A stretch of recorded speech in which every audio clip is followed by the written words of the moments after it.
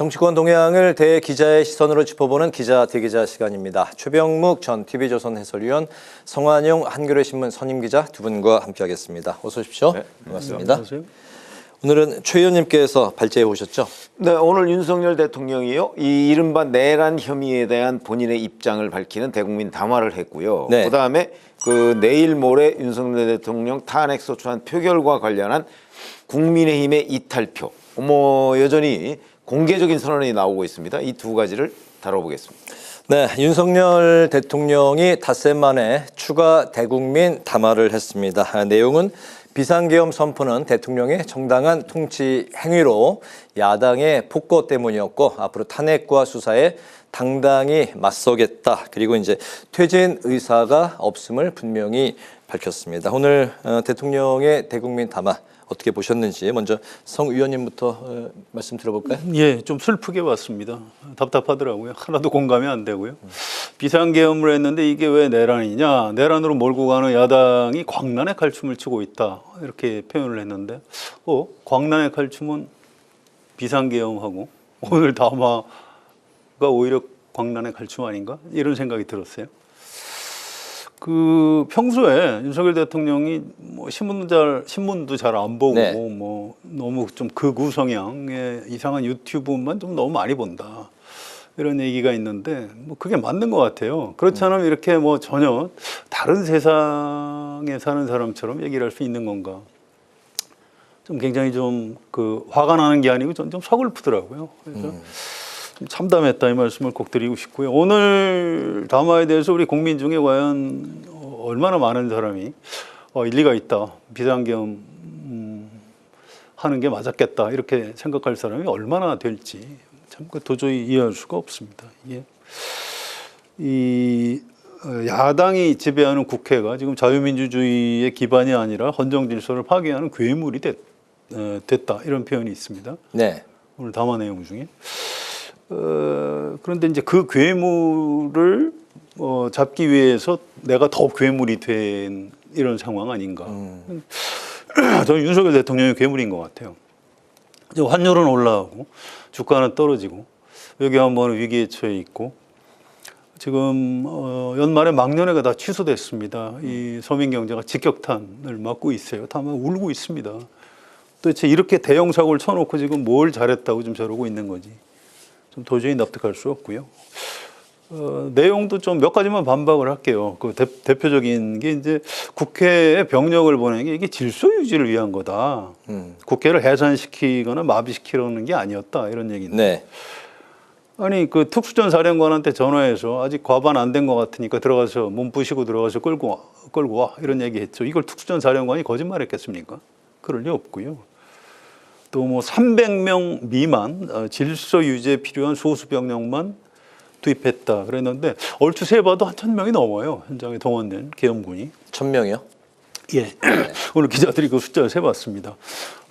또 뭐 부사관들만 사병은 투입 안 했고 부사관들만 투입했다 했는데 그것도 바로 반박이 됐습니다. 그 여기 투입된 사병들이 있습니다. 그래서 이 내용도 이제 하나하나 다 따져 보면 상당 부분이 좀 사실이 아닌 것 같고요. 좀 도저히 지금 납득하기 어렵다. 뭐 일단 거기까지만 말씀을 드리겠습니다. 네, 굉장히 슬프게 지켜보셨고 다른 세상에 살고 있는 그런 뭐 담화문 내용이었다. 저는 뭐 생각이 좀 다른데 예를 들어서 이제 대통령이 얘기하는 이른바 통치행위론 같은 거는 이제 논란이 있는 그 법률 이론이에요. 네.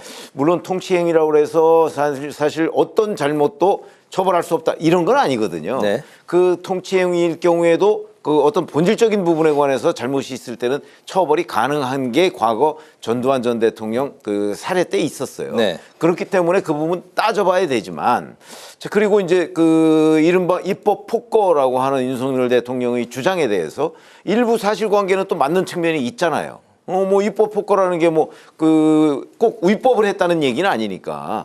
그러니까 자기 그 야당이 다수 의석에 힘자랑을 했다. 뭐 이런 부분에 이제 동의하는 분들도 저는 있을 거라고 생각을 합니다. 그런데 이제 윤석열 대통령 주장의 결정적인 맹점은 자 그렇다고 해서 네. 그걸 바로잡으려고 비상계엄이라는 수단을 동원했다? 이제 그런 부분은 국민의 눈높이에 안 맞을 거예요. 네. 그러니까 이제 이런 부분 하나하나를 다 따져봐야 되는데 저는 뭐 전체적으로 본다면 윤석열 대통령이 어떤 원인에 의했든 간에 너무 좀 그 자기중심적 도구마에 빠져 있는 건 아닌가. 뭐 거기까지는 충분히 우리가 그 생각할 수 있는 대목이 있어요. 그래서 앞으로 이제 수사를 하거나 아니면 헌법재판소로 탄핵에 대해서 넘어간다든가 하면은 아마 오늘 대국민 담화에서 얘기한 정도의 수준으로 본인 방어에 나설 것으로 보이는데 그건 이제 대단히 법률적인 얘기이기 때문에 네. 뭐 그거는 과정을 좀 우리가 지켜볼 필요가 있고요.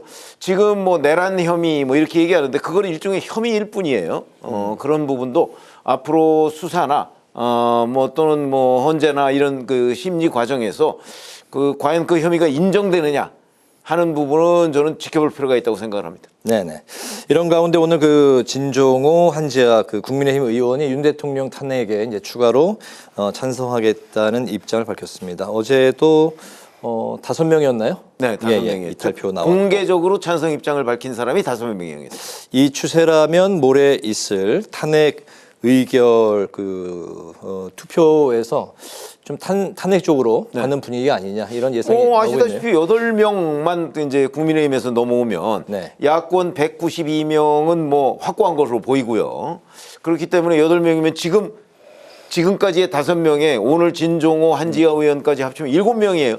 네. 1명 남았어요. 그런데 이제 어느 보도에 따르면 익명을 요구한 뭐 국민의힘 의원 중에 나도 찬성한다 뭐 이런 사람이 있었다고도 보도가 되고 있어요. 네. 그런 것들을 보면 이제 내일 이제 하루 더 시간이 있고 그러면 아마도 국민의힘 의원들 사이에서 그 8명 이상의 찬성자가 나올 가능성은 대단히 높다. 저는 그렇게 봅니다. 그렇게 보시는군요. 그렇게 되면 내일 모레 그 표결 과정에서 이제 탄핵안이 가결될 가능성이 아주 높은 거죠. 어떻게 보십니까? 그러니까 이게 자유투표를 할지 지난번처럼 또 본회의장 안 들어가고 의원총회를 할지 그건 아마 모레 그 투표 직전에 아마 결정을 할 겁니다. 의원총회에서 뭐 권선동 신임 원내대표가 그렇게 결정을 하겠다고 밝혔죠? 결정을 한다고 다 따를까요? 그럴 것 같지도 않고요. 지난번에도 결정을 했는데 몇 명이 들어가서 투표했지 않습니까? 네네. 그래서 이번에도 그렇게 결정을 한다고 따를 것 같지는 않은데 아무튼 자유투표를 하게 되면 무기명 투표이기 때문에 이제 몇 명이나 찬성을 할 것인가 이제 이런 게 관심사입니다. 근데 저는 이게 이 친한동훈, 친윤석열 이렇게 따질 일이 아니라고 봅니다. 이 자유투표를 해서 국회의원 300명이 들어가서 표결을 만약에 하면 네. 지금 여론조사에서 대략 윤석열 대통령 즉시 퇴진이나 탄핵에 찬성하는 여론이 한 7, 80% 되거든요. 그 숫자가 나올 것 같아요. 그러니까 300명 중에 한 210명이나 240명 사이에서 아마 찬성 표가 나올 겁니다. 어차피 국회의원이라는 게 국민을 대표하는 사람들이기 네. 때문에 크게 보면 민심을 반영할 수밖에 없는 겁니다. 240명 선이요? 210명에서 210 240명, 70%면 40 210명, 네네. 80%면 240명이 되죠. 그래서 그 중간쯤의 숫자가 나올 것 같고, 물론 자유투표를 한다는 전제입니다. 그렇게 따지면 계산을 하면 국민의힘 의원 108명 중에 한 10명에서 한 40명 정도가 찬성을 할 것이다 이렇게 보고요. 자유투표를 안 하는 결정을 하면 굉장히 좀 무리한 결정이긴 합니다. 네. 전 그래도 한 10명 이상은 본회의장에 들어가서 찬성을 할 것이다. 오늘 이 시간 현재 그런 거고요. 상황으로는? 예, 내일 되면 그 숫자가 더 늘어날 것이다. 저는 이렇게 예측. 현재 이 상황에서는 두 분 다 이제 대통령 탄핵 가결 우세 상황으로 이제 점치고 계신데 지금 이제 권성동 신임 원내대표는 당론은 탄핵 부결이다. 한동훈 대표는 탄핵을 당론으로 하는 걸 제안한다. 이렇게 이제 당대표와 원내대표 간에 굉장히 그 극단적인 엇갈리는 행보를 보이고 있습니다. 앞으로 이제 아니 저는 그렇게 보지 않습니다. 아, 그렇습니까? 권성동 원내대표의 말을 잘 한번 보세요. 지금까지는입니다. 지금까지는. 네. 지금까지는 당론이 탄핵 부결이잖아요. 본인이 오늘 이제 원내대표로 선출이 됐습니다. 지금까지는 부결이에요. 그러니까 이제 앞으로 그 내일 모레 그 투표를 앞두고 의원총회를 하든지 할 거 아니겠어요? 물론 이 당론 부결을 이제 뒤집으려면 3분의 2가 찬성을 해야 됩니다. 만약에 그렇게 해서 뒤집히지 않는다고 할지라도 과연 그럼 당론 부결이 이제 유지되고 있는 겁니다. 그 상황이 네, 되면. 네. 그렇다고 해서 국민의힘 의원들이 그러면 그 표결에 뭐 불참하거나 뭐 이렇게 될 수 있을까요? 아까 우리 송 기자님 말씀하신 것처럼 그렇게 지금 이미 그 둑은 저는 무너졌다고 봅니다. 탄핵을 그렇기 이제 때문에 전제로 말씀을 드렸던 거는 두 사람이 이제 그 많이 다른 뭐 현재로서의 아니 그러니까 행보 지금까지가 다른 거고 그로 인한 앞으로 이제 국민의힘을 좀 전망해 보려고 말씀을 드렸는데 그러니까 그런 거고 내일 모레쯤 되면 그 두 사람 간의 차이가 별로 없을 수 있다니까요. 왜냐하면 이제 권성동 원내대표도 도저히 뭐 이 표결 참여 자체를 막을 수는 없겠구나. 그렇게 되면 아마 자유투표로 갈 가능성도 있고 네. 뭐 여러 가지 표결 방식이 있을 수 있거든요. 지난번처럼 이제 뭐 불참을 통해서 부결 아마 이거는 못 할 거예요. 네. 그러니까 이번에는 이제 당론 부결 뭐 그러되 자유투표 뭐 이럴 수도 있고 여러 가지 하여튼 방법이 있을 수 그렇다면 있습니다. 앞으로 이제 국민의힘 내부에서 당 대표와 이제 원내 대표 한 배를 타고 계속 쭉 순항할 수 있을까요? 순항은 안 되겠죠. 그러나 결정적으로 그럼 갈라질 것인가? 그 부분은 이제 전망하기가 쉽지가 않은데 네. 저는 권성동 원내대표가 이제 원조 친윤이긴 하지만 최근에 친윤으로부터 좀 멀어졌거든요. 그렇게 보면 아마 무작정 친윤 감싸기를 하지는 않을 거라고 봅니다. 그러면은 권성동 원내대표 5선 아닙니까? 5선은 5선의 관록이 있기 때문에 아마 오히려 용산 대통령실 왜냐면 그때쯤 되면 대통령은 직무 정지가 돼 있을 네. 가능성이 높거든요. 네. 그렇게 되면 대통령실과 국민의힘 간의 그 첨예한 갈등 이런 부분을 오히려 본인이 아마 좀 그 완충작용을 할 가능성도 있다. 그렇군요. 이렇게 생각을 합니다. 네. 현재 국민의힘을 바라보는 시선은 한 지붕 두 가족이다. 이런 네, 시선이 그게 굉장히 높은 것 안 같습니다. 좋죠. 그걸 권성동 신임 원내대표도 잘 알고 있을 겁니다. 5선 국회의원을 그냥 하는 건 아니에요. 그래서 지혜롭게 판단할 것 같고요. 윤여준 전 장관이 방송 인터뷰에서 이런 얘기를 했어요. 국민의힘 대선 후보였던 윤석열 대통령이 이렇게 비상계엄을 해서 민심에 큰 파장을 일으켰다. 이걸 국민의힘이 오히려 탄핵에 앞장서도 지금 국민으로부터 용서를 받을까 말까 한 이런 상황이다. 이런 표현을 했습니다. 저는 그 말이 꽤 일리가 있다고 보고요. 네. 권성동 원내대표가 오히려 친윤석열계 의원들을 잘 설득을 해서 아예 그냥 당론을 찬성 쪽으로 바꾸는 게 현재로선 전 제일 좋다고 생각을 합니다. 그렇게 해야 국민의힘이 분열되지도 않고요. 네. 그게 이제 좀 어렵다면 국민의힘 의원들 중에 대구 경북을 중심으로 탄핵 절대로 하면 안 된다는 의원들도 꽤 있습니다. 그래서 정 안 되겠다 싶으면 이제 자유투표를 선택을 하겠죠. 그런데 자유투표를 하기로 결정만 돼도 사실상 윤석열 대통령 탄핵에 찬성하는 결정을 하는 거나 결과적으로 마찬가지가 될 겁니다. 네. 그래서 자유투표 여부에 달려 있다.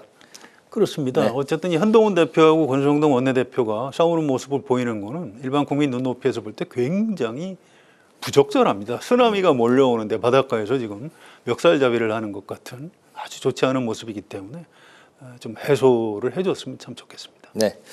민주당이 대통령 담화 발표 이후에 대통령을 이제 뭐 강도 높게 이제 비판을 했고 두 번째 탄핵안도 발의를 했습니다. 이제 그 앞서서 대통령의 내란 혐의를 규명하기 위한 특검법과 또 이제 김여사 특검법도 통과가 됐는데요.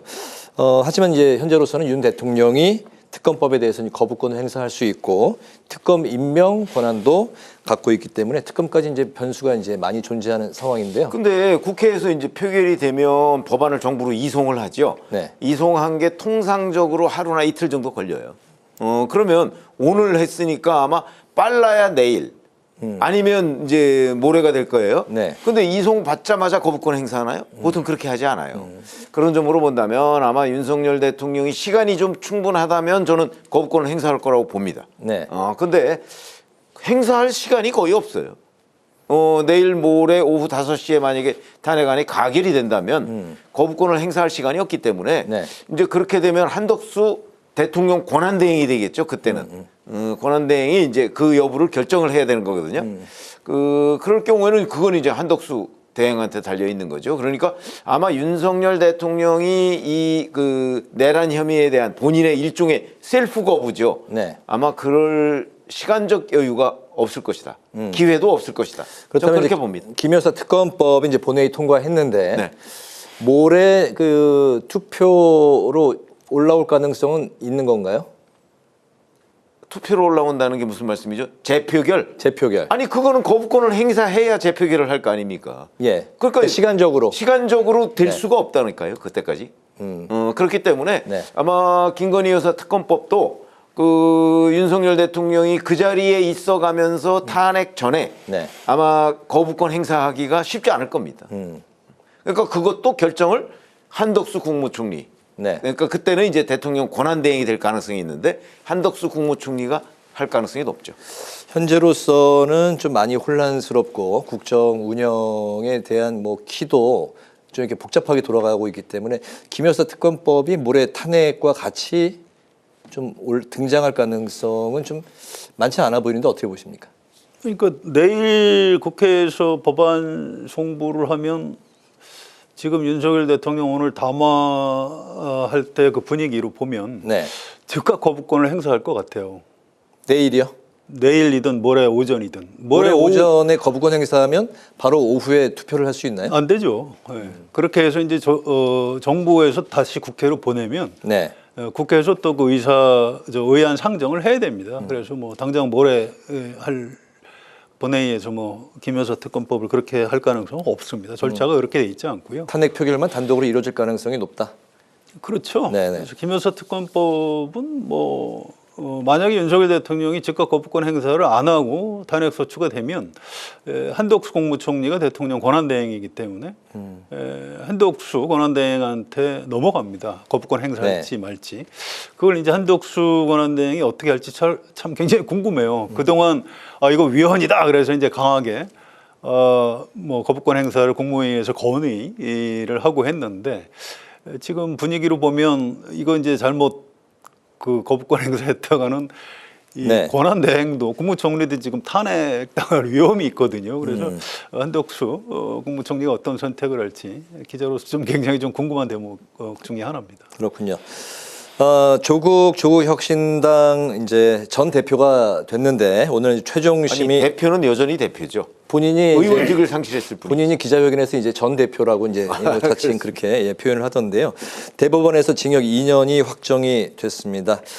앞으로 이제 그 조국 대표의 좀 미래 포함해서 오늘 선거 결과 좀 어떻게 보셨습니까? 뭐 이 선고 결과는 아시다시피 처음에 기소된 이후에 지금 5년 만에 확정 판결이 나온 겁니다. 네. 특히 1심 같은 경우는 1심을 3년 넘게 지지부진하게 지금 끌어왔던 것이고요. 저는 뭐 조국 대표가 받고 있는 여러 가지 혐의에 대한 증거가 워낙 많습니다.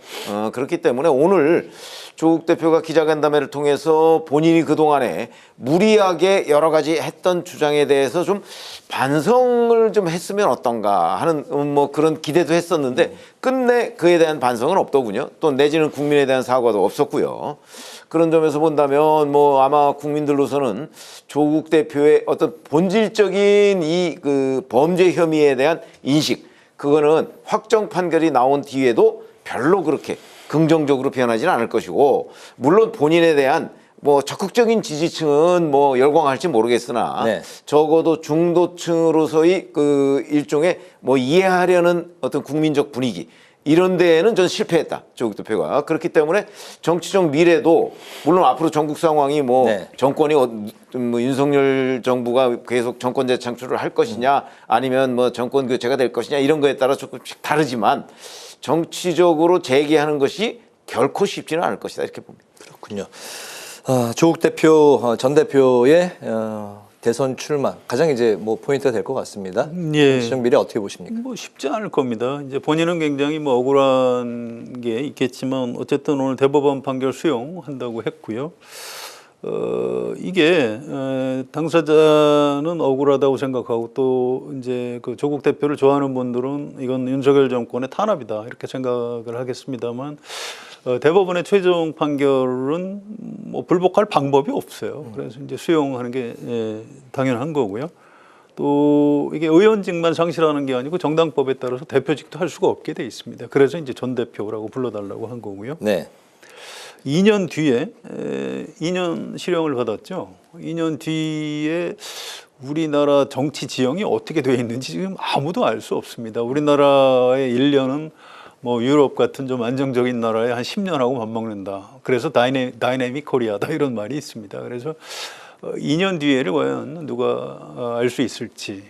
조국 전 대표가 이제 다음 대선에 출마할 수가 없는데 모르겠습니다. 이제 혹시 정권이 바뀌어서 민주당 출신 누군가 새 대통령이 돼서 사면복권을 해주면 다음 네. 대선에 나올 수도 있지 않느냐 이렇게 상상을 할 수 있겠습니다만 그건 말 그대로 이제 상상에 불과하고요. 좀 굉장히 지금부터 엄혹한 시간을 맞을 수밖에 없고 조국 혁신당도 조국 없는 조국 혁신당 유지하기가 참 쉽지가 않을 것이다. 그래서 조국 전 대표는 이제 형을 살아야 되기 때문에 굉장히 인간적으로도 힘든 시간을 보내야 되고요. 조국 혁신당도 정치적으로 존립을 위협받게 되는 굉장히 엄혹한 시간을 맞을 수밖에 없다. 이렇게 말씀드리겠습니다. 네.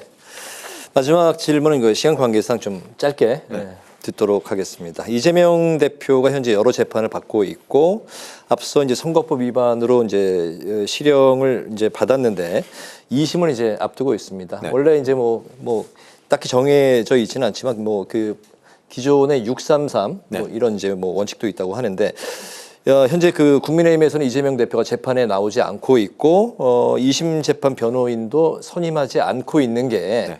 재판 연기를 위한 뭐 일종의 좀 꼼수가 아니냐 하는데 그 이재명 그거는요. 대표 좀 어떻게 진행이 될까요? 그거는요. 재판 지연을 위한 그러니까 소송 기록도 지금 받지 않고 있는 거잖아요. 소송 기록을 받아야 2심 재판이 개시가 되거든요. 그런 것들을 보면 명백하게 재판 지연의 의도가 있다고 저는 봅니다. 그런데 이제 그 문제를 2심 재판부가 어떻게 판단하느냐 이 문제거든요. 네. 이건 재판을 자꾸 지연시키려고 하는구나 라고 해서 재판부가 빨리 진행할 수가 있어요. 그렇지 않고 그냥 통상적으로 왜 이러지? 그러다가 이제 재판 뭐 한두 번 연기해주고 이러다 보면 3개월 금방 갑니다. 네. 그러니까 2심 재판부의 그 재판 운용 방식에 따라서 그 이재명 대표의 재판 지연 전략이 먹힐 것이냐 먹히지 않을 것이냐 이게 판가름 날 거로 봅니다. 네, 2심 재판부 의지에 달려 있다. 네.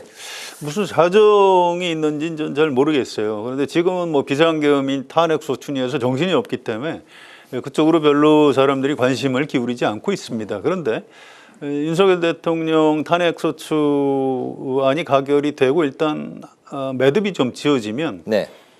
이제 사람들 관심사가 그쪽으로 쏠릴 겁니다. 하면서 이재명 대표는 왜 재판 안 받지? 이렇게. 그럼 거기에 대해서 이재명 대표가 답변을 해야 돼요. 그래서 계속 이렇게 지연 전략을 쓸 수는 없다고 생각하고요. 아무튼 윤석열 대통령을 빨리 탄핵시켜서 60일 내에 다음 대선을 치르면 내 2심 재판 선고가 나오기 전에 얼른 대선을 치러서 대통령이 당선될 수 있다. 뭐 설마 이재명 대표가 뭐 그렇게 얍삽하게 계산을 하리라고 생각은 하고 싶지 않고요. 네. 우리 국민은 윤석열 대통령은 윤석열 대통령이고 이재명 대표는 이재명 대표다. 그러니까 윤석열의 비상계엄과 뭐 내란 그건 그거고 또 이재명의 뭐 사법 리스크는 또 사법 리스크다 이렇게 분리해서 생각할 걸로 봅니다. 이 묘한 게요. 이 두 사람이 지난 대선 때 아슬아슬하게 승부가 났고 그 이후에 지금까지도 계속 어떤 일종의 적대적 공생 관계를 맺어왔는데 이 적대적 공생 관계에서는 일반론인데요. 한쪽이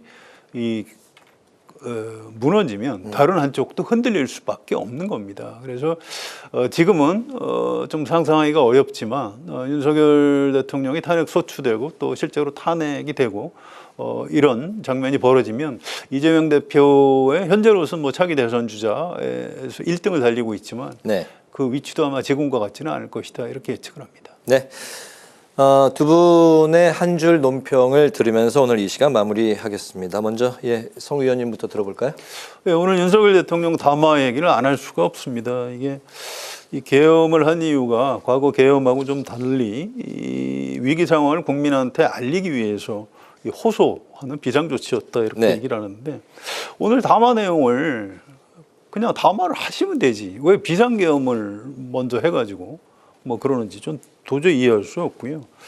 뭐 국회에서 자꾸 위헌적인 특검법을 추진하고 또 뭐 공직자들을 탄핵하고 이거 뭐 안 된다. 국정을 마비시켰기 때문에 비상계엄을 했다 이런 논리인데 아니 총선 참패했으면 어차피 야당하고 대화를 해서 대통령이 국정을 이렇게 풀어갈 생각을 해야지. 야당 만나지도 않고 맨날 그 비난만 하고 그러다가 비상계엄을 하면 어떡합니까? 또 중앙선거관리위원회 전산 시스템에 문제가 있어서 국방부 장관한테 그걸 점검하도록 지시했다는데 그걸 왜 국방부 장관한테 지시를 해요? 그거는 중앙선관위에다가 얘기해서 아이고 아무리 봐도 이상하다. 좀 점검해봐라. 이렇게 얘기하면 되는 겁니다. 도저히 지금 말이 안 되는 얘기를 하고 네. 있고요. 그래서 오늘 한 줄 논평은 좀 독하게 하겠습니다. 국민을 부끄럽게 만든 최악의 대통령이라고 하겠습니다. 네, 추 의원님.